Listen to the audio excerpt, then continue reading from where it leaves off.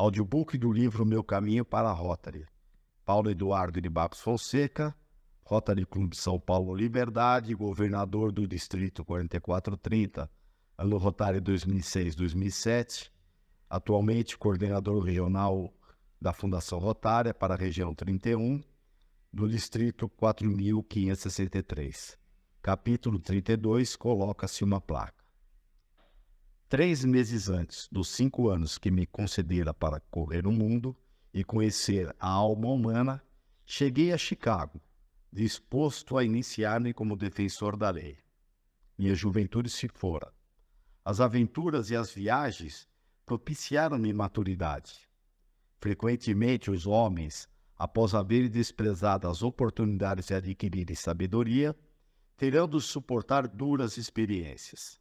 Afinal, assentei a vida ao início da primavera de 1896, quando a seiva subia nos mapes do meu vale, iniciava a reverdecê-los. A visão do companheirismo mundial dos homens de negócios e profissionais ainda não fora concebida. Havia necessidade de mais experiências, mas os fundamentos já estavam postos. Seria de surpreender que uma mente sensível, havendo encontrado tanto bem em meio à maldade, tantos fatores de amizade em ambientes destituídos de afetividade, tanta razão para confiar e ter fé nos homens de negócio, pudesse visualizar aquele ideal. Chicago passava por tempos sombrios. E os tivera também, e não queria acreditar que os teria ainda piores. Eu me considerava especialista no suportar dificuldades. Contava com meus recursos muito limitados e esperava que logo, após haver afixado a placa indicativa do meu nome como advogado, teria algum trabalho. Mas as coisas não eram tão fáceis. Nos primeiros tempos, as minhas esperanças se reduziram ao grande zero.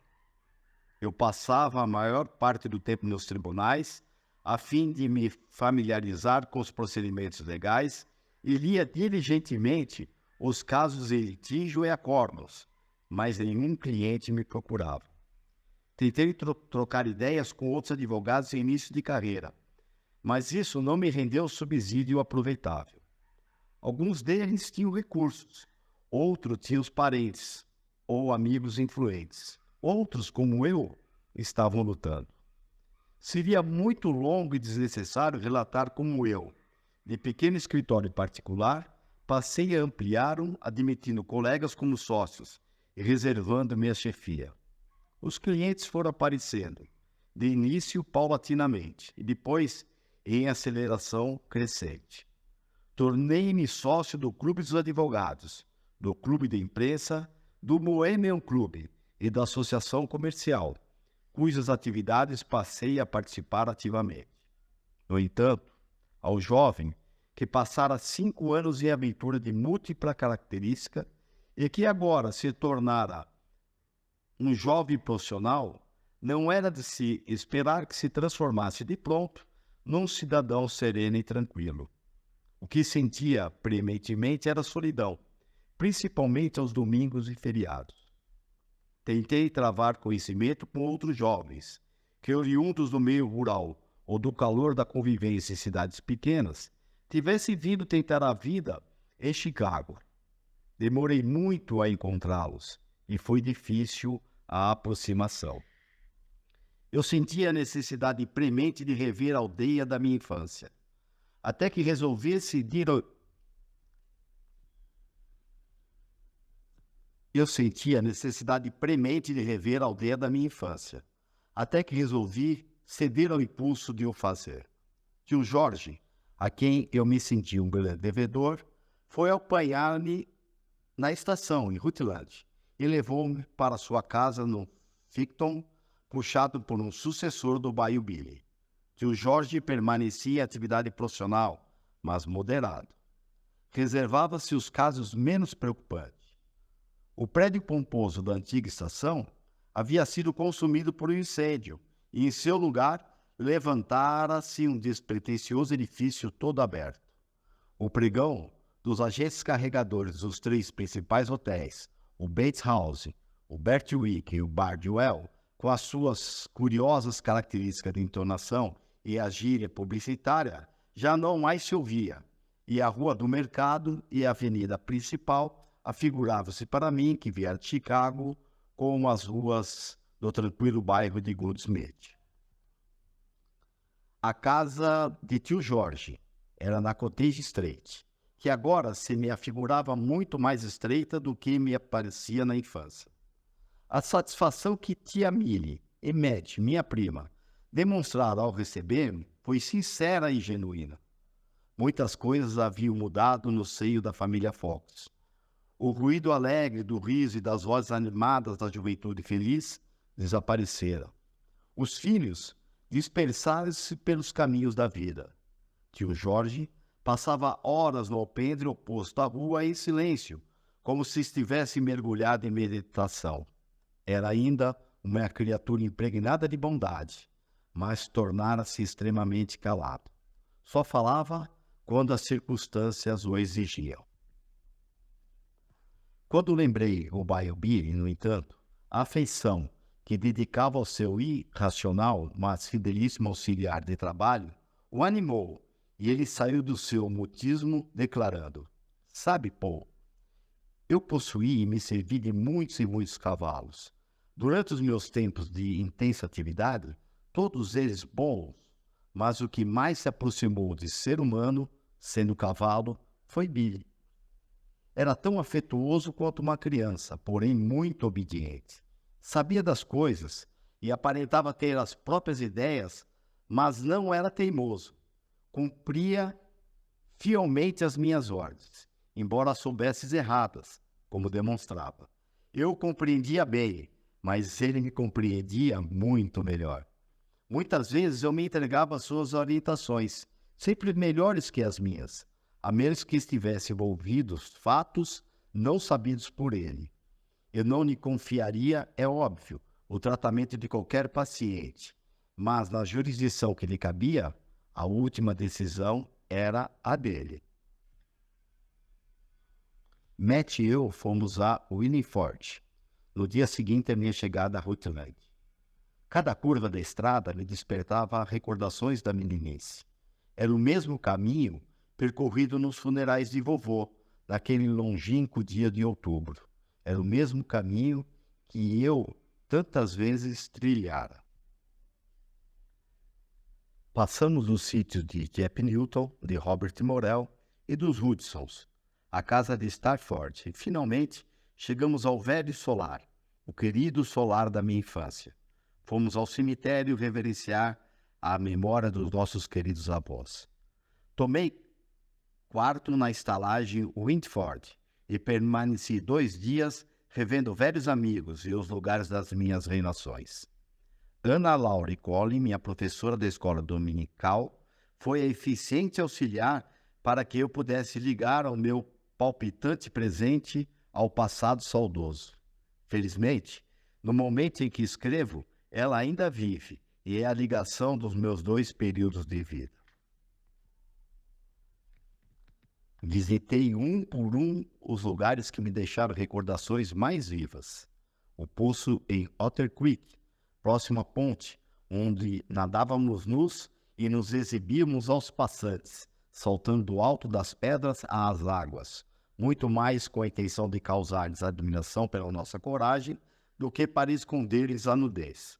Fiquei triste por ver aqueles lugares invadidos por vegetação aquática. Sob outros aspectos, Walter Creek não mudara. A Lagoa Fox, do meu passado glorioso, lugar da nossa mais alta preferência, em todas as estações do ano, só desdenhara os momentos encantados que passamos em Willie Point.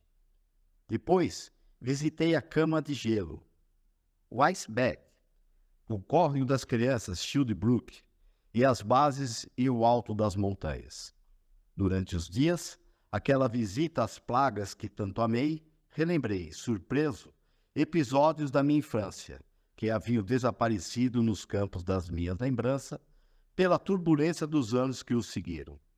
Lá do alto da montanha, introvertidas minhas reflexões, presente no meu vasto campo de visão, o vale por onde corria tranquilo o Walter Creek. O menino irrequieto que eu fora invadiu-me, de súbito, a alma, e dei-me conta de que ele ainda estava presente no homem. Fundamentalmente, eu era o mesmo, apenas mais preocupado com a realidade da vida, mais maduro. Os dois velhinhos, cujos ossos jaziam pacificamente no seio terra, no cemitério que aparecia no fundo do vale, tinham-me esculpido a personalidade como um artista esculpe uma imagem no gesso ou no mármore. Os seus ideais passaram-se para mim de maneira tão suave e gradual que nem eles, nem eu, pudemos ter consciência disso. Eu apenas começara a cultuar aqueles ideais, mas eles já estavam ali, presentes. Os princípios da vida dos meus avós eram cristalinos, eram mais nítidos e palpáveis do que se estivessem gravados em letras gigantescas nas paredes graníticas da majestosa White Rocks, as palavras integridade, frugalidade, tolerância e altruísmo. Por momentos, nos meus devaneios ali nas fraldas das montanhas, eu sentia remorsos por não estar no meu trabalho. Havia tanto que fazer e tão pouco tempo para fazê-lo, e eu ali inativo. De repente, porém, surgiu-me na consciência o pensamento que os homens tinham o direito de sonhar, e não havia lugar mais apropriado à permissividade desses meus sonhos do que a quietude e o isolamento daquelas montanhas. Um dia, após o esforço de escalar o rochedo e saltar uma cerca de arame que dividia duas propriedades, parei para tomar fôlego e divisei lá embaixo, além dos passos onde as vacas pastavam placidamente, homens colhendo feno. O longínquo ruído das cevadeiras era uma música doce para os meus ouvidos. O fazendeiro parcimonioso movia ritmadamente a foice na borda e nos cantos da plantação para aproveitar as remanescentes moitinhas de capim e o trevo eivados de florinhas silvestres. Os homens contratados amontoavam o feno curado em medas para facilitar o transporte aos sótãos dos celeiros donde, durante o inverno que cobria os campos de neve, sairia para alimentar os animais. Eu estava muito distante para sentir o aroma bom do capim cortado, mas absorvia a tranquilidade agreste da cena e a depositava no museu das minhas lembranças felizes.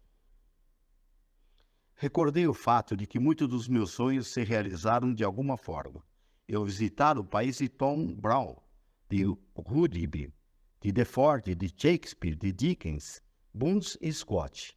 Eu me havia inebriado com o encantamento dos lagos de Killarney e com as nuances maravilhosas do pôr do sol nos Alpes, e até a luminosidade do céu da Itália.